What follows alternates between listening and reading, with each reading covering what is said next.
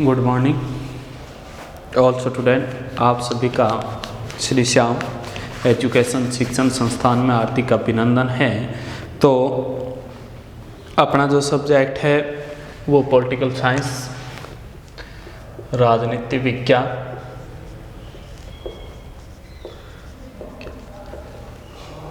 BA part third, जिसके बारे में आज हम अध्ययन करेंगे वो है बीए पार्ट थर्ड। और जो हम अध्ययन करने वाले हैं वो है रूस की विदेश नीति, रूस की विदेश नीति। रूस के बारे में अध्ययन करेंगे।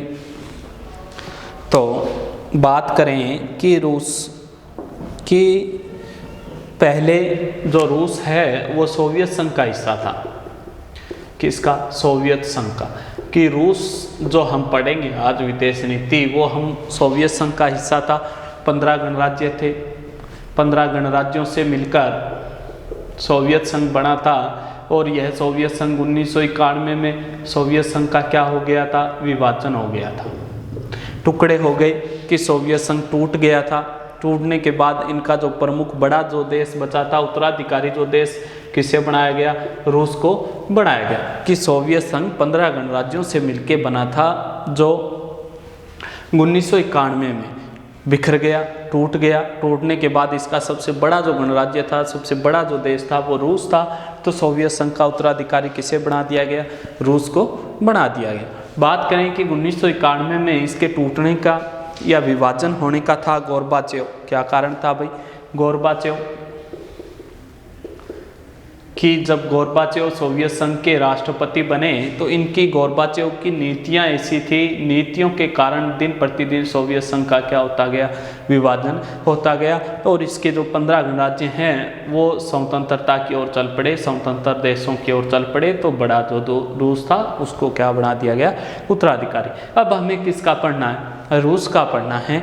रूस की बात करें कि रूस विश्व का सबसे बड़ा देश है भाई। विश्व का पूछ ले क्षेत्रफल की दृष्टि से, क्षेत्रफल की दृष्टि से बड़ा देश। कि विश्व का क्षेत्रफल की दृष्टि से सबसे बड़ा देश जो आप कहोगे वो कौन सा देश है? रूस से कहोगे। कि रूस है 2 महाद्वीपों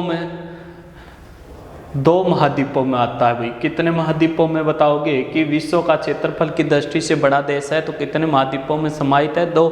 एक तो है एशिया और दूसरा यूरोप।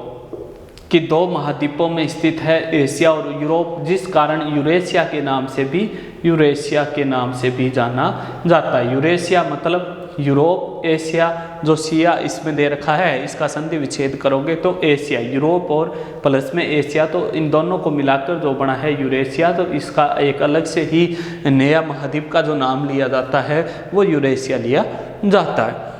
इसके बाद पूछ ले कि यूरेशिया ये सबसे बड़ा था। तो सोवियत संघ की जहाँ जनसंख्या थी कुल इसकी 28 करोड़ थी, वहीं रूस की जनसंख्या की बात करें कि इसका विभाजन हो गया तो रूस की जनसंख्या कितनी रही? रूस की जनसंख्या की बात करें कि रूस जो देश था उसमें जनसंख्या थी 14 करोड़ और पूछ ले 77 लाख। कि 14 करोड़ 77 लाख जनसंख्या वाला देश कौन सा था? रूस था। और सोवियत संघ की पूछ ले तो कितनी बताओगे भाई? 28 करोड़ 70 लाख। 28 करोड़ 70 लाख कुल मिला के जनसंख्या सोवियत संघ की, जिनमें से आपसे पूछ ले आधी से अधिक जनसंख्या किसकी थी? सोवियत संघ की। आधी से अधिक जनसंख्या रूस की थी। तो उत्तराधिकारी भी कौन बनेगा? रूस बनेगा। कि 52% जनसंख्या, कि सोवियत संघ की 52% जनसंख्या कहाँ रहती थी? रूस में रहती थी। बात करें कि विश्व का यह पूछ ले सबसे बड़ा देश है। सोवियत संघ का 90%, सोवियत संघ का जो सोवियत संघ 15 गणराज्य थे ना, उनमें से 90% आपसे पूछ ले तेल, 50% पूछ ले आपसे गेहूं और 50% पूछ ले कपड़ा। कि सोवियत संघ जो 15 गणराज्यों से मिलके बना था उसमें 90% तेल, 50% गेहूँ, 50% कपड़ा और 50% आपसे पूछ ले खनिज अकेले कौन उत्पादन करता था? रूस से करता था। कि जो सोवियत संघ 15 गणराज्यों से मिलके बना था उनमें से बात करें कि 90% अकेला तेल है वो कहाँ से प्राप्त होता था? रूस को, सोवियत संघ को। और 50% अकेला कौन प्राप्त करता था? रूस। और 15% कौन उत्पादन करता था? 50% कपड़ा उत्पादन भी रूस और 50% खनिज भी उत्पादन कौन करता था? रूस से करता था। तो इस आधार पे देखें तो क्या हो गया, ये सोवियत संघ का उत्तराधिकारी हो गया। तो बात करेंगे कि सोवियत संघ का 1991 में विभाजन हो गया। जो सोवियत संघ 15 गणराज्यों से मिलकर बना था, विभाजन होने का कारण कि गोर्बाचेव की स्वतंत्र विदेश नीति। अब सोवियत संघ का उत्तराधिकारी बनता है रूस विभाजन होने के बाद, क्योंकि ये क्षेत्रफल की दृष्टि से क्या था? सबसे बड़ा देश था जो 2 महाद्वीपों में स्थित था, एशिया और यूरोप, इसलिए इसे यूरेशिया के नाम से भी जाना जाता है। बात करें जनसंख्या की, जहां सोवियत संघ की जनसंख्या 28 करोड़ 70 लाख थी, तो अकेले रूस की जनसंख्या 14 करोड़ 77 लाख थी। 52% जनसंख्या यहाँ निवास करती थी। तो उत्तराधिकारी किसके पास आ जाएगा? रूस के पास। सोवियत संघ को जो 90% तेल प्राप्त होता था वो अकेले रूस से प्राप्त होता था। 50% सोवियत संघ को जो गेहूं प्राप्त होती थी वो अकेले रूस से प्राप्त होती थी। 50% जो सोवियत संघ को कपड़ा प्राप्त होता था वो अकेले रूस से होता था। 50% जो खनिज है वो भी कहाँ से प्राप्त होते थे? अकेले रूस से प्राप्त होते थे। अब देखो कि आपसे पूछ ले कि रूस की जो विदेश नीति थी उनकी प्रमुख विशेषताएं कौन कौन सी थी? अब रूस अपनी स्वतंत्र, क्योंकि स्वतंत्र देश हो गया तो क्या बनाएगा? स्वतंत्र विदेश नीति बनाएगा।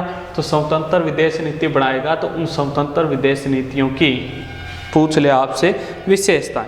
रूस की विशेषताएं कि विदेश नीति की विशेषताएं, कि रूस की विदेश नीति की विशेषताएं कौन कौन सी थी वो अध्ययन करेंगे। अब पहली जो विदेश नीति है वो इनकी थी संयुक्त राष्ट्र संघ के साथ सहयोग। संयुक्त राष्ट्र संघ के साथ सहयोग। पहली विदेश नीति कौन सी है? कि संयुक्त राष्ट्र संघ है उसके साथ सहयोग। दूसरा कि अमेरिका के साथ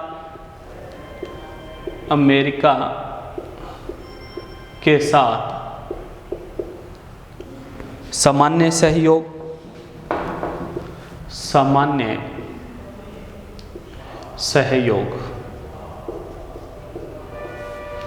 तीसरा विदेश नीति की विशेषता पूछ ले कि यूरोपीय राष्ट्रों के साथ आर्थिक संबंध। यूरोपीय राष्ट्रों के साथ आर्थिक संबंध।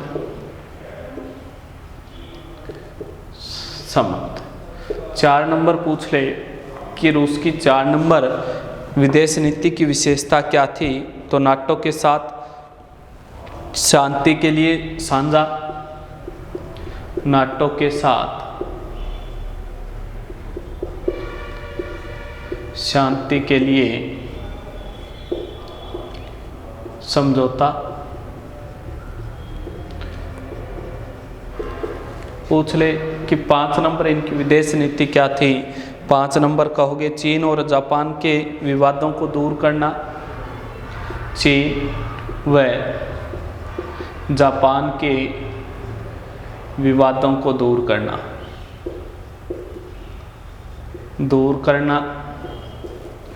6 नंबर इनकी जो विशेषता पूछ ले वो कहोगे भारत के साथ घनिष्ठ संबंध बनाना। भारत के साथ घनिष्ठ संबंध बनाना।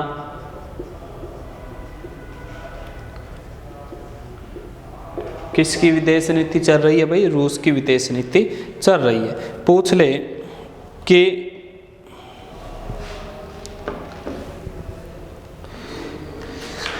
स्वतंत्र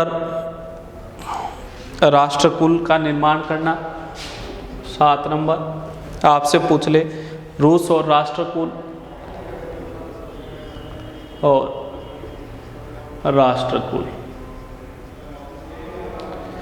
तो किसकी विशेषता है? रूस की विदेश नीति की विशेषता पढ़ेंगे। संयुक्त राष्ट्र संघ के साथ सहयोग, दूसरी अमेरिका के साथ जो देश था उसके साथ सामान्य सहयोग, तीसरी नाटो के साथ शांति के लिए समझौता करना, चीन और जापान के विवादों को दूर करना, भारत से घनिष्ठ संबंध बनाना और रूस और राष्ट्रकुल के मध्य जो संधियां और समझौते हैं उनके बारे में अध्ययन करेंगे। तो रूस अब एक स्वतंत्र देश बन गया था जो सोवियत संघ के साथ सहयोग नहीं कर रहा था। सोवियत संघ जो संयुक्त राष्ट्र संघ के साथ, अब रूस धीरे धीरे उसके साथ सहयोग की भावना को लेके आएगा, सहयोग की नीति को लेके आएगा। फिर पूछ ले अमेरिका के साथ सामान्य सहयोग। अमेरिका के साथ भी सामान्य सहयोग बनाने लग गया था कि जब पिछड़ गया, विभाजन हो गया, तो अमेरिका के साथ भी रूस ने अपने संबंधों को स्थापित करना प्रारंभ कर दिया। किस प्रकार से रूस और अमेरिका ने संबंध स्थापित किए उनके बारे में अध्ययन करेंगे। फिर पूछ ले कि जो यूरोपीय राष्ट्र थे आर्थिक संबंध, खास करके जर्मनी की बात करें कि जर्मनी देश के साथ आर्थिक संबंधों को स्थापित करने के कौन कौन से प्रयास किए उनका अध्ययन करेंगे। नाटो के साथ शांति के लिए कौन से समझौते किए, कब किए, उनके बारे में अध्ययन करेंगे। चीन और जापान के मध्य कौन सा विवाद था और उस विवाद को दूर करने के लिए रूस ने क्या किया उनको अध्ययन करेंगे। भारत से संबंध किस प्रकार से स्थापित किए उनके बारे में अध्ययन करेंगे। रूस और राष्ट्रकुल के बारे में अध्ययन करेंगे। तो अब देखो, सबसे पहले हम अध्ययन करेंगे रूस और राष्ट्रकुल की। जो पहला हमारी जो प्राथमिकता रहेगी विदेश नीति की, रूस और राष्ट्रकुल।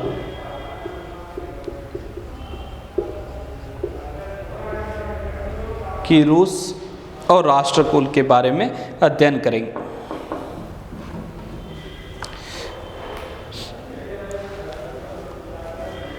कि सोवियत संघ की बात करें कि सोवियत संघ से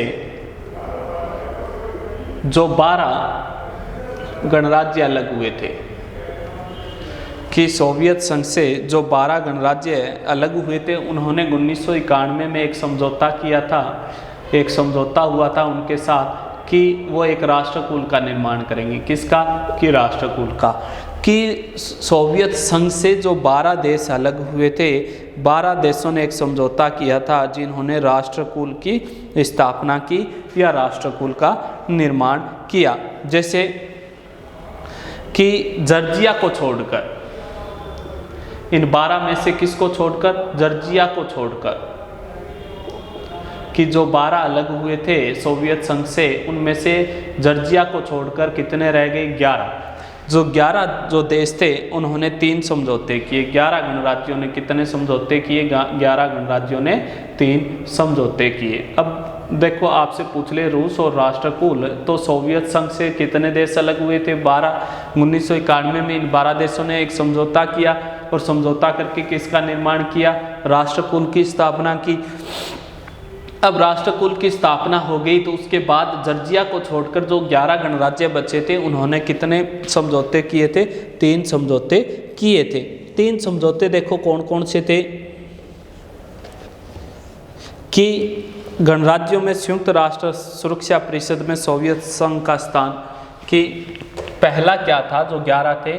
कि सोवियत संघ का स्थान, जो सोवियत संघ है का स्थान अब नहीं रहा है, इसका मतलब कि खाली हो गया, तो उसका स्थान किसको दिया जाना चाहिए? रूस को दिया जाना चाहिए। क्या कहते हैं भाई कि जो 12 देश अलग हुए उन्होंने कहा कि ठीक है, अपना जो एक संगठन था सोवियत संघ, उसके क्या हो गए हैं? 1991 में टुकड़े हो गए हैं, विभाजन हो गया है। तो विभाजन होने के बाद सोवियत संघ अब नहीं रहा है, तो उसका उत्तराधिकारी कौन होना चाहिए? कि अब उसका जितने भी कर्तव्य थे उनका निर्वहन कौन करेगा? कि रूस करेगा। ये बात पहला समझौता था इनका।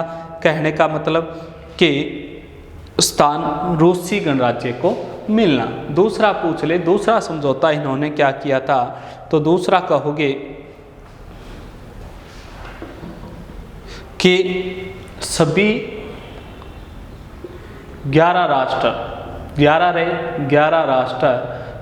रूस के सह संस्थापक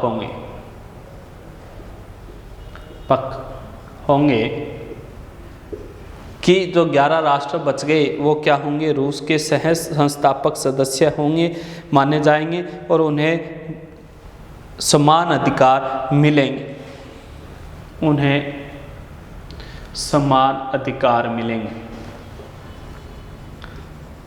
कि जिस प्रकार से रूस को जो अधिकार मिलेंगे सोवियत संघ के बाद, तो रूस को बनाने के सह संस्थापक होंगे और रूस के समान ही उन्हें क्या मिलेंगे, अधिकार मिलेंगे। जब बात आए इस उत्तराधिकारी को लेके तब वो क्या हो सकें, एक हो सकें। कहने का मतलब कि विभाजन जरूर हो गया, अलग अलग टुकड़े जरूर हो गए, लेकिन उनकी मानसिक जो स्थिति थी उनमें अभी तक कोई बदलाव नहीं आया था। तो कि सोवियत संघ का उत्तराधिकारी तो रूस को बन गया, लेकिन जो 11 राष्ट्र हैं वो इसके संस्थापक रहेंगे, सह संस्थापक इसके साथ ही रहेंगे, इससे अलग नहीं होंगे। इनकी जो सीमा है वगैरह है वो साथ ही रहेगी, किसी भी प्रकार का भेदभाव नहीं होगा और सभी एक दूसरे का क्या करेंगे, सम्मान करेंगे। 3 नंबर पूछ ले आपसे, वो है कि एक संयुक्त सेना का निर्माण किया जाए। क्या भाई, एक संयुक्त सेना का निर्माण। अब बात तो वही है कि निर्वहन तो रूस करेगा, लेकिन ये कहते हैं क्या है कि रूस और जो 11 गणराज्य हैं वो मिलके सोवियत संघ जो टूट गया उसके लिए एक संयुक्त सेना का निर्माण किया जाए। कि क्या बननी चाहिए, संयुक्त सेना बननी चाहिए, ताकि अपने जो सदस्य हैं, देश हैं, उन पे हमला होता है तो वो क्या कर सकें, उन पे कार्रवाई कर सकें, नियंत्रण कर सकें। तो ये था कि रूस और राष्ट्रकुल के प्रति रूस सोवियत संघ के 12 गणराज्य 1991 में समझौता करते हैं और किसका, एक राष्ट्रकुल, सोवियत संघ की जगह क्या बन गया, एक राष्ट्रकुल, जो सभी अपने अपनी विदेश नीति के तहत अपने अपने देशों का विकास करेंगे। जॉर्जिया को छोड़ दें तो 11 गणराज्यों ने 3 समझौते किए थे। उन्होंने कहा था कि रूस को उत्तराधिकारी बना देना चाहिए, कि रूस ही अब सोवियत संघ के कर्तव्यों को निर्वहन करेगा और सभी 11 राष्ट्र हैं रूस के सह संस्थापक होंगे, साथ रहेंगे, इससे अलग नहीं रहेंगे। और 3 नंबर कहता है कि इन 12 गणराज्यों की जो 11 और एक रूस 12 की मिलके क्या होनी चाहिए, एक संयुक्त सेना होनी चाहिए। ये 3 समझौते हुए थे। अब पूछ ले कि इस प्रकार से इन देशों के साथ घनिष्ठ और मधुर संबंध स्थापित किसके हुए, रूस के हुए। अब 2 नंबर आपसे पूछ ले आगे वाली, तो वाह, रूस और अमेरिका के मध्य जो समझौता था, 2 नंबर विशेषता कि रूस और अमेरिका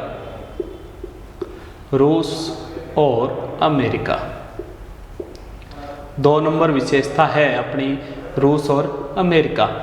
जो मध्य जो समझौते थे उनके बीच बात करेंगे। देखो, रूस और अमेरिका के मध्य दोनों की विचारधाराएं क्या थी, दोनों की विचारधाराएं एक दूसरे के विपरीत थी, कि एक जैसी नहीं थी, दोनों की विचारधाराएं अलग अलग थी। और अमेरिका के राष्ट्रपति ने के प्रयासों से ही रूस को सुरक्षा परिषद का स्थायी सदस्य बनाया गया। इसके बावजूद भी सुरक्षा परिषद का क्या बनाया गया, स्थायी सदस्य। कि अमेरिका के प्रयासों से ही रूस को सुरक्षा परिषद का क्या सदस्य बनाया गया, स्थायी सदस्य बनाया गया, स्वीकार कर लिया गया। कि रूस अब सोवियत संघ का क्या बन गया भाई, स्थायी सदस्य बन गया। अब यहाँ से स्थायी सदस्य बनने के बाद रूस और अमेरिका के मध्य सहयोग की नीति प्रारंभ हो जाएगी। आपसी विचारधाराएं, आपसी जो थे आर्थिक व्यापारिक गतिविधियां प्रारंभ हो जाएगी। जैसे बात करें कि जून 1992 में, अब रूस उत्तराधिकारी है सोवियत संघ का, तो जून 1992 में दोनों के मध्य देखो सहयोग की नीति कि रूसी राष्ट्रपति, रूस का प्रथम राष्ट्रपति पूछ ले आपसे ना, तो बोरिस येल्त्सिन बताओगे। कौन बताओगे भाई, बोरिस येल्त्सिन। येल्त्सिन कि रूस का प्रथम राष्ट्रपति बना था बोरिस येल्त्सिन। तो बोरिस येल्त्सिन कहाँ की? अमेरिका की यात्रा की कि 1992 में रूसी राष्ट्रपति बोरिस येल्त्सिन ने अमेरिका की यात्रा की और पूछ ले कि दोनों के मध्य संयुक्त सैनिक अभियान को प्राथमिकता थी। दोनों के मध्य संयुक्त सैनिक अभियान को प्राथमिकता कि दोनों ने 1992 में रूसी राष्ट्रपति बोरिस येल्त्सिन ने अमेरिका की यात्रा की और दोनों के मध्य संयुक्त सैनिक के लिए समझौते हुए। इसके बाद पूछ ले कि जो समझौते हुए थे परमाणु हथियारों पर रोक लगाने से संबंधित भी समझौते हुए, सैनिक साझा करने के लिए भी समझौते हुए, लेकिन रॉकेट प्रौद्योगिकी पर रोक लगा दी थी अमेरिका ने कि 1992 में ही अमेरिका ने रॉकेट प्रौद्योगिकी पे क्या लगाई थी? रोक लगाई थी। पूछ ले कि 1993 में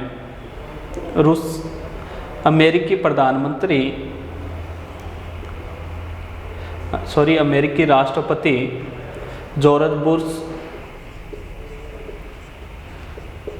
रूसी यात्रा करते हैं। रूसी यात्रा कि 1993 में रूस की यात्रा पे कौन गए? जॉर्ज बुश गए थे और मॉस्को के अंदर कहाँ मुलाकात की भाई?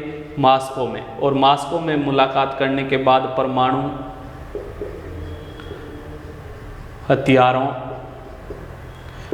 पर रोक, निशस्त्रीकरण का प्रयास किया। दोनों के मध्य क्या किया?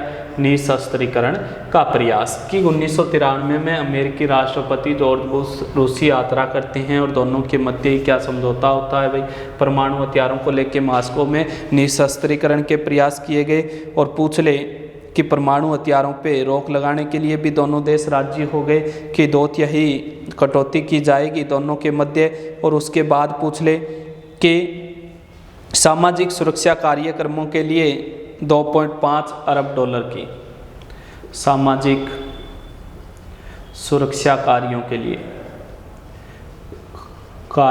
लिए 2.5 अरब डॉलर की सहायता देगा अमेरिका कि रूस में सामाजिक सुरक्षा के कार्य हेतु अमेरिका क्या देगा? 2.5 करोड़ रुपए डॉलर की सहायता देगा। किसे देगा? रूस को देगा। तो ये थी रूस और अमेरिका के मध्य बढ़ती हुई आपसी सहयोग की भावना कि सुरक्षा परिषद का स्थायी सदस्य बनाना। दोनों की विचारधाराएं एक दूसरे के विरुद्ध होने के बाद भी 1992 में रूसी प्रथम राष्ट्रपति बोरिस येल्त्सिन अमेरिका जाते हैं।